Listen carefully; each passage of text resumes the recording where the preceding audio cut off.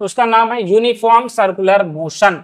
Uniform circular motion का मतलब क्या होता है, देखो पहले बात को लिखा है यूनिफॉर्म, दूसरा लिखा सर्कुलर मोशन हो रहा है। तो हमने कहा कोई भी बॉडी है अगर वो मूव कर रही है किसी भी सर्कुलर पाथ पे, लेकिन उनकी स्पीड क्या है, यूनिफॉर्म है, तो हम ये कह सकते हैं said to be executing uniform circular motion. तो कहने का मतलब है कोई ऑब्जेक्ट है ऐसे गोल गोल घूम रहा है और उसकी वेलोसिटी या स्पीड है, स्पीड जो है उसकी वो क्या रहेगी, यूनिफॉर्म है, तो उसी को हम यूनिफॉर्म सर्कुलर मोशन कहते हैं।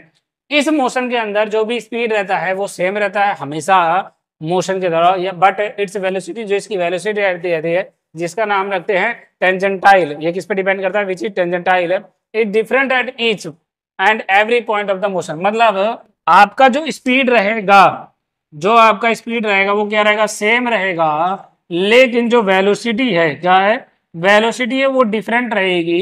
क्यों भाई ऐसा क्यों हो गया, क्योंकि यहाँ पे चेंज है जिसका नाम है डायरेक्शन। आप इस केस में देखो इसका डायरेक्शन इसके इधर जा रहा है, इस केस में इधर जा रहा है, इस केस में इधर जा रहा है, और इस केस में इधर जा रहा है, और इस केस में इधर जा रहा है। हर बार डायरेक्शन चेंज हो रहा है, जिसकी वजह से एक फॉर्मूला बना कि v is equal to 2 pi r। क्या बना बच्चों, v is equal to 2 pi r। Thus the uniform circular motion is an accelerated motion। अब ऐसा क्यों बोला गया है, क्योंकि वेलोसिटी बार बार चेंज हो रही है, इसीलिए यूनिफॉर्म सर्कुलर मोशन को हम एक्सेलरेटेड मोशन भी कहते हैं।